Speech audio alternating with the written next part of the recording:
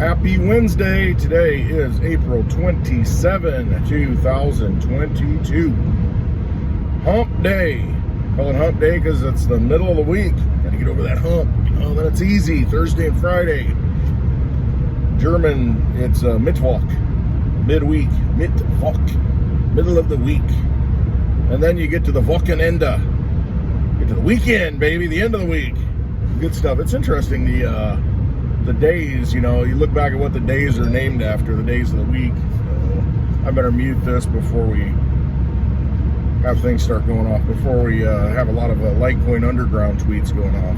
Go check him out, Litecoin Underground on Twitter, LTC Underground. He's got a podcast, got a show that he does every Wednesday night at 9 p.m. Eastern Time. Tonight should be a good one. A lot of Litecoin news happening right now. A lot of things. I looked, Mimblewimble is about 35% activated, and it needs to be 75% activated, and then it's shoom, on the blockchain, baby. Privacy for Litecoin. Sound money for the digital age. Good stuff. That should happen in, 5 days, 6 days. It'll be all activated if it keeps going like it's going, so that's a big deal. It's a big deal to have privacy in your crypto because, that was kind of the first thing. Well, it allows you to be anonymous. That was the first thinking in crypto. You get to be anonymous. Well, everything's on the blockchain. So as long as nobody knows that you're tied to a particular wallet address, yeah, it's anonymous. But once someone knows your wallet address, it's like the worst case scenario because they can look at everything that you've ever done.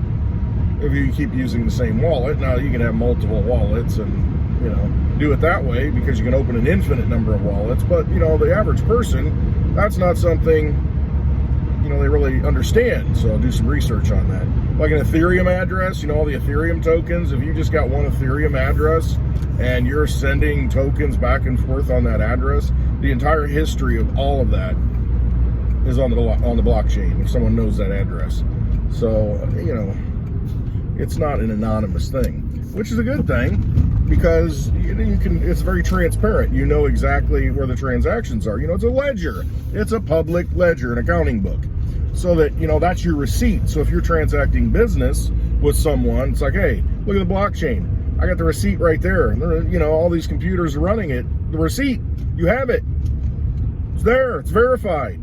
So that's the beauty of it, in that there's no centralized location to where that ledger exists. Oh, he's got the ledger. It's like a will.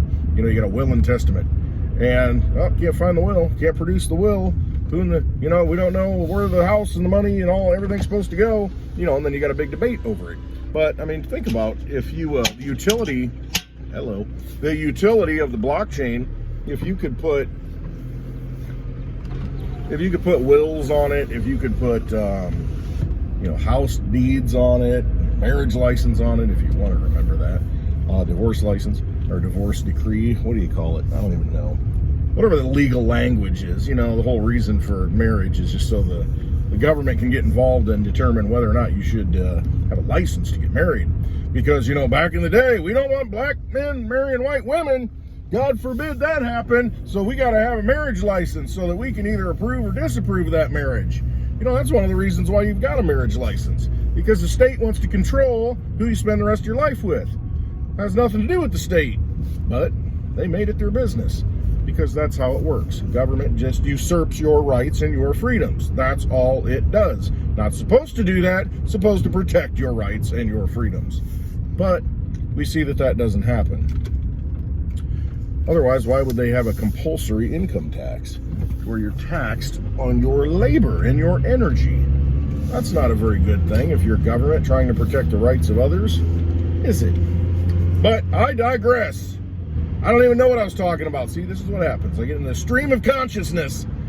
What was it? William Faulkner, when he wrote in a stream of consciousness almost. He had sentences that would go on for pages. And some of the hardest books, I ever read. William Faulkner, just trying to keep up. But it's an interesting method.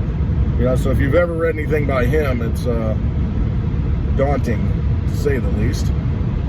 Why do I say that? To say the least. If I said the least, I wouldn't say anything. figures of speech. So going back to the blockchain, yeah, everything can be verified on the blockchain. That's a good thing because, you know, you think about World War II when Nazi Germany and Europe was all bombed out. How do you know who owns anything at the end of all that? How do you know who has ownership of that plot of land that's now rubble? Maybe you didn't want it because you'd have to clean it up and pay for it, but I guess that's where the Marshall Plan came in, where the United States gave a bunch of money to Europe to rebuild them.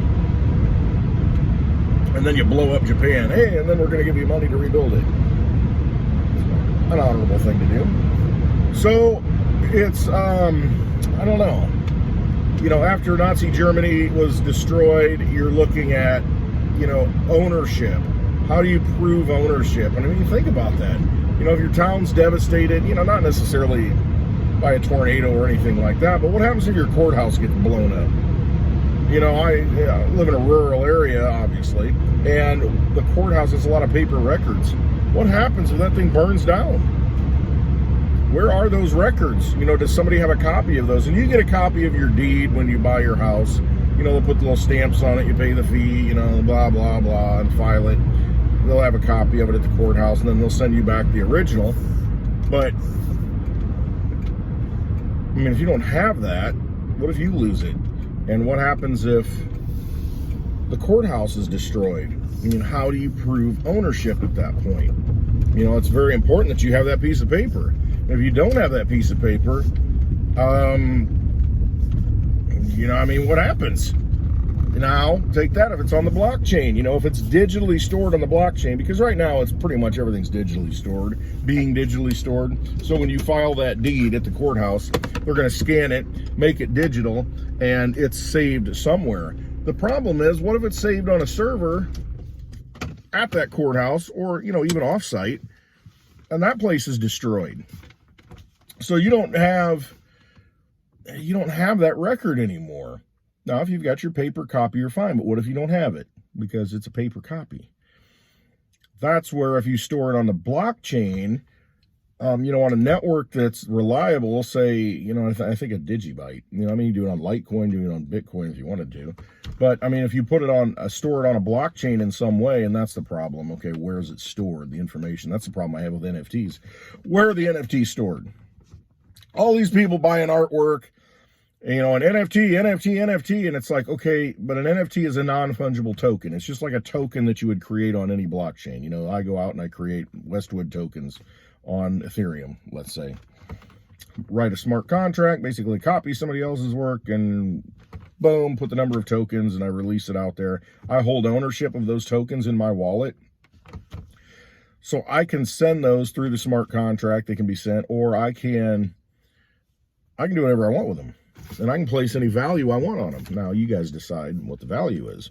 But those Westwood tokens are, you know, it's just, that's all it is. Now, I can assign a picture to it and say, okay, these 100 tokens that I just created out of nothing, which are just an address, you know, a placeholder, and I have control of those 100 placeholders. And I could say, okay, what goes with it is this digital picture. It's a digital picture. Well, where is that digital picture? That's always my thing. You know, it's usually on some third-party server somewhere. And, well, what if that service goes down? Well, I mean, I can still download the picture. And I'm like, yeah, I mean, that's kind of the thing. So why is it so unique? The picture itself isn't unique. It's not a unique piece of artwork necessarily. It's the token on the blockchain that's verified that has the value. And as long as there's that logical, or I should say that mental connection between that token and that picture that supposedly is represented by that token, because the token doesn't hold the picture. Now, it might do that on some blockchains. I mean, there's some theory on how to do that. But most of the NFTs out there, no. The token is not, you know, that's written on the blockchain ledger. It doesn't have the actual image, the JPEG, you know, whatever file embedded into it. Now, I'm going down into the weeds on all this stuff, but it bothers me. And the reason why is, it's like you're buying a token. That's all you're doing. You're getting a token, you know, which anybody can create out of nothing. But, you know, associated with that is supposedly some artwork. Well, that artwork, my biggest concern was always, where is it stored? Where is it housed? I want to be able to access, because, you know, I've purchased rights to that artwork. I want to be able to download that from anywhere at any time, and I want to be assured that it's not going to go away. Well, if it's stored on a third-party server somewhere and that server goes down, where is it? It's like, well, but you still have the token that's verified on the blockchain. Yeah, I know that, but the token's nothing more than a pointer to that image, and if that image is gone and it doesn't exist anywhere anymore, it got deleted, you know, it's not on anybody's computer, and I want to see it again, where do I go to see it? Because I paid for the rights to see it and show it off like a piece of art. Well, and that's the problematic part. You know, that file, that image, that deed, that license, whatever it is, needs to be digitized at some level and stored somewhere. And that's the biggest issue, stored somewhere, because there's only so much storage on a blockchain. You know, it's good for transactions, but not big files. It needs to be stored somewhere that's safe. Now, I can see a situation where you've got a blockchain, and there are some out there to where there are master nodes running. There's IPFS. I can't remember the terms for it. It's kind of a funny name. Doesn't mean a whole lot. Interplanetary file system, I think it's what it's called. So you've got places where you can store it, like on any individual's computers, but, you know, there has to be some decentralized storage method, and I think some blockchains are working on that. So anyway, back to my point, I think it's important that we think about these things. How do we want to secure those items that have value? And in the case of Litecoin, there's 84 million coins that can ever exist. There's like 70 million right now, only 14 million to go before they're all mined out. You know what that value is, because there's only so many, and it took a lot of work to get those, and you can't just create them out of nothing like other tokens. So if you're going to store a deed to a property on the blockchain, where are you going to store it? I mean, where is that physically housed? You know, and that becomes my issue, you know, just same with NFTs. It's, you know, where is that? You know, I want that deed after my property gets bombed out by, you know, foreign people. Anyway, I've ranted a long time on that. The one thing I noticed on the news today that was interesting was that, and I say interesting a lot, I shouldn't say interesting so much, you know, it's very interesting, thought-provoking, mind-turning. What else could we use? All right, anyway, I saw, watching the birds, daughter's going to school, I saw Kamala Harris, the vice president of the United States, not these United States, the vice president has contracted the virus, double pricked, double boosted, double masked, and still got it.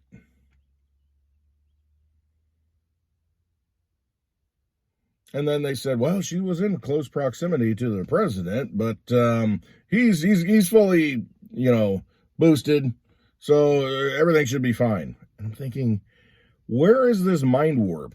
Where is this craziness, this way of thinking that, now think about this. You're completely protected against it, yet you got it. And there's no need for him to worry about it because he's completely protected against it. But didn't she get it after being... Okay. Yeah, it's... if you're still believing that this stuff works, you really need to step back and take a look. And I mean, we all make mistakes. We all buy into things that probably we shouldn't have. It takes a real honest person, someone who cares about the truth, to say, you know what? Okay, yeah, I probably made a wrong decision. I probably shouldn't have supported that. You know, I didn't have all the facts, and that's okay. The facts have changed. So I have to change my perspective and my viewpoint. You know, it's all right to say, yeah, I was wrong. You know, but it's bad to continue to be wrong when you know that is the wrong method, you know, the wrong choice. When you see the truth and you continue to believe in a deception and you're in denial, then you got a problem. You know, you should always be looking for the truth. And that's it. My perspectives have changed. because I've seen things that have changed them. I'm like, well, that probably wasn't the best path to take. That probably wasn't the best decision. But given the information I had, that's the decision I made. And, you move past and you say, okay, well, I'm not going to do that again. Because now I have a different perspective and I have different facts and I've found truth. As much truth as you can find in this world.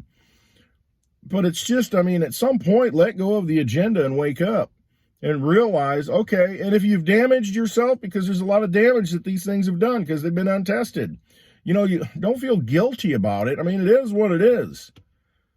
You have, when I see this, and I don't want to get on this topic, but, I see this with mothers who have had an abortion and they regret it.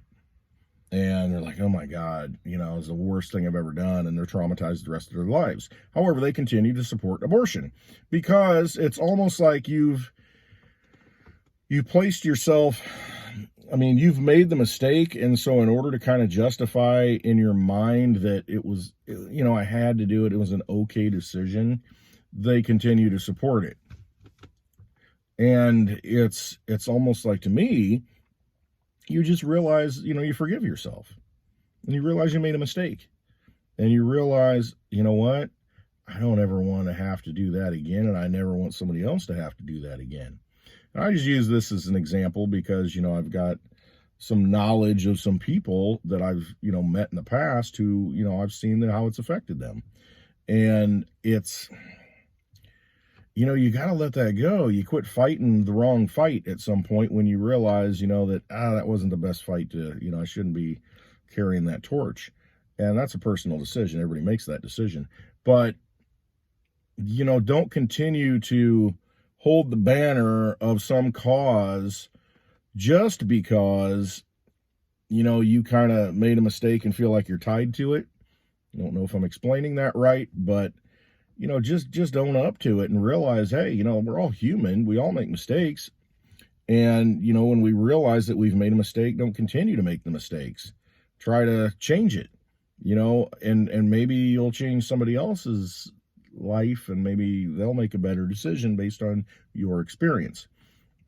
Basically it comes down to telling the truth and being honest. So I think you see a lot of that with this prick thing.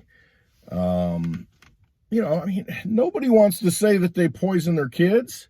Nobody wants to say, God, I wish I wouldn't have given them that, or I wish I wouldn't have done that. Wish I wouldn't have, fill in the blank. And that's a lot of the guilt. It's like, geez, I gave this to my kids and, what damage did I do to them? Well, you didn't know any better at the time. But when you know better and you continue to do it, then you got a problem. Then you are a problem. And so you've got to just let that crap go, and you've got to say, all right, made some mistakes in the past, time to move on. Let's not make those mistakes again, and try to educate people on that. So hopefully they don't make the same mistakes you did. I think that's an important thing. So you just got to let it go. What was it? Saul on the road to Tarsus became Paul, murderer, criminal, and then he found Jesus, and then he, saw the light, changed his life, wrote most of the New Testament. So it's never too late to change. It's never too late to forgive yourself and say, you know what? I screwed up a lot, did a lot of bad things, but I can do a lot of good things going forward.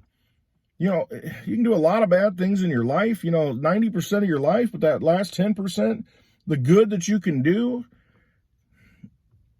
you can make up for all that. And that's just it. You've got to forgive yourself. All right. I've ranted on that enough, but the absurdity that you are completely protected against a virus and then you get the virus and then make excuses, that, everybody else is safe too. Go out and get because the symptoms won't be so bad. Unbelievable. It's just absolutely unbelievable. Just the mental mind warp. It's another word I'd like to use. Mind F is really what it is. That's just crazy. So anyway, seek out the truth wherever it leads. The truth is the markets are down, even crypto. People are starting to worry a little bit, Well, it's because of inflation. What did Chuck Schumer said? Well, if we roll back the Trump tax cuts, we'd help solve the inflation problem. As if that's the issue. I mean, do you not know what inflation really is, Chucky? They do. And see, that's the thing. I mean, we think they're idiots because of the way they act, but it's completely, they know exactly what they're doing. It's going according to plan. It's all about robbing you of your wealth. And they're just trying to act all stupid so that we say, oh, they're a bunch of idiots up there in Washington, D.C. They're just stupid. AOC's just stupid. She got elected. I mean, they know what they're doing. Let's just say that. They know what they're doing. And if they don't, someone's using them to accomplish the same goal, which is to rob you of your wealth and to steal your energy so that you can't rise up and be a member of that elite class. Because if you're a member of that elite class and you're part of that family, you're taught that everyone else, they don't deserve to be there. And so anything we do to them, it's okay because they're too stupid to be where we are. They're not as smart as we are. You know, and they use that whole Darwinian principle, that racist, you know, that's a real racism, Darwin. They use those, you know, survival of the fittest, you know, the strong survive and all that crap, all that propaganda, you know, that they took from him. It's, you know, they justify where they're at. And they're the vampires, and they know that. And they believe that, you know, you are there to feed them your energy. That's all you belong here for. That's it. And if we don't need as many of you because you're kind of getting a little hard to control, then we need to get rid of you. We need to come up with ways to do that. We're going to spray you. We are going to put bad stuff in your water. We are going to genetically modify your food. We are going to put bad things into your body and make you think it's making you safer. And mind control you. That's what we are going to do, because we have to make sure that you never get awake enough to where you storm the castles and you drag the vampires out into the light. Can't have that. Can't have that. No, no, no, no, no. Yeah, I mean, I find it absurd that the head of state of Great Britain, England, is the Queen, is the monarchy. She can suspend Parliament in Canada? You know, to think that, oh, it's just a figurehead. You know, they have no power. BS. They have no power. They own all the land. You know, what else do they own? What corporations do they own? I mean, to think that they have no power, the person with no power is the one that comes and goes, the prime minister that shows up and then, you know, is defeated, and then another one comes in, another one comes in. How many prime ministers have there been lately over there in Great Britain? But the Queen's still there. The royal family's still there. Prince Andrew just takes a little cash, takes a few pounds, British pounds, pays somebody off, you know, and all the scandals go away. Good friends with Epstein, though, and Jimmy Savile. Prince Charles and Jimmy Savile, you know, all of that crap, you know, he was advising the royal family. And this guy's nothing but a pervert. I mean, a pedophile. Absolutely ridiculous. And you think, okay, birds of a feather flock together, right? You are who you hang with. And then you glorify these people. Oh, look at parades going down the street. You know, to get to see a queen or a king, a prince. I mean, when is that mentally right? You know, why is that not a mental illness? That, you know, and then for them to come over here to America and you know, be worshipped and treated like, you know, oh, you know, some anointed ones. And you think, didn't we have a war that settled all this? I mean, didn't we take care of all this, you know, back in the late 1700s? I mean, why are we saying that, you know, they should be vilified to think that they're, you know, the divine right of kings. I mean, give me a break. I'm chosen by God to interbreed with, you know, like families so that, you know, I can rule over other people. Time to wake up. Got to start seeing things for what they are. You know, enough is enough. I mean, these people are tyrants. These people are vampires. That's what they are. Call them vampires because that's what they are. They bleed you of your energy. They take it away from you. Unbelievable. But the markets are down. I mean, there's that fear of inflation, and what I got to, Chucky Schumer. See, I just ramble. That Faulkner style, stream of consciousness, I guess. There's something to be said about that, though. There really is. I mean, when you're kind of in the moment, in the zone, and you're just, that's where the free form writing, where you just write, you just write, and what comes out of you. You're connecting to something else. I mean, you're just kind of, you're shedding all the layers of the onion and getting to the core and just getting that raw emotion out and just letting it go. There's something to be said about that. So I get sidetracked a lot. There's so much to say. There's so many things I think about. So, I'm just, you're getting into my brain right now. I'm just letting it go out. But inflation, all that is the creation of money. You create more money, cost of things goes up. That's just how it is. Especially when there's less and less of the item available. Supply chain shortages. Well, of course the price is going to go up then. You have more money chasing fewer goods. It's going to drive the price up. That money is going to flow somewhere. That's what you got to look at it. The more money that's out there sloshing around, it's got more places to go. Going to drive the price up. Because you got more money, price goes up. It's that simple. That's inflation. And then when you pull it back and you start, making it more difficult to get money, then it gets deflationary. I mean, then, it gets a little bit tighter. Then the price of things goes down because they're taking more money out of the system when the system requires more money to function, because it's a debt-based system that takes on new debt every time new money comes in. So you need more new money to pay for that debt that was just created. So it's this vicious cycle, kind of Ponzi scheme-ish. That's really what it is. It's not based on sound money. That's why I harp on Litecoin. It's sound money for the digital age. $100. $100 Litecoin. You're going to look back. Mark this video. Hey, that guy, he was always that Westwood guy. He was always talking about Litecoin. Now look at it. Yeah, you're not going to be able to get it.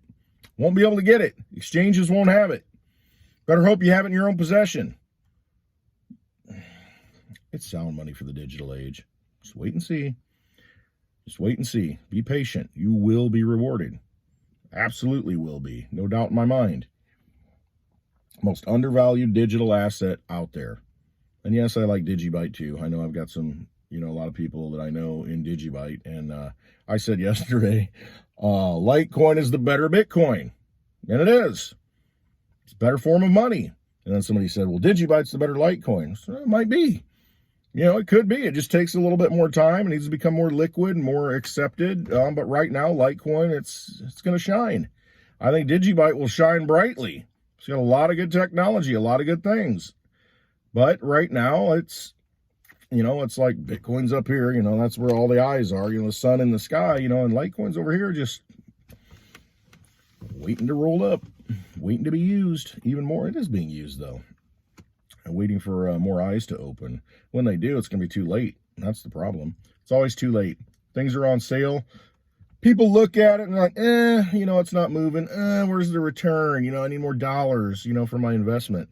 You look at silver right now. Silver coin, what, $24, $5 spot price. But if you want, I'm watching the birds hop around here. They're probably like, who is this guy in the car talking? I don't know, talking to the birds. Maybe that's it, I'll title this Talking to Birds. Talking to the birds. And interesting. I said it again, interesting. There they are. But yeah, I mean, it's the most undervalued digital asset out there, and silver is the most undervalued asset, I think, out there right now. And good luck getting a coin for an ounce coin for $30 or less at this point. Even though they say the spot price is $24 or $5. I don't even know what it is. Doesn't matter, because you're going to be paying 30 or more. That's just it. And if you want a government issued coin like the Silver Eagle, you're going to be paying, $40, 37, 8 if you're lucky.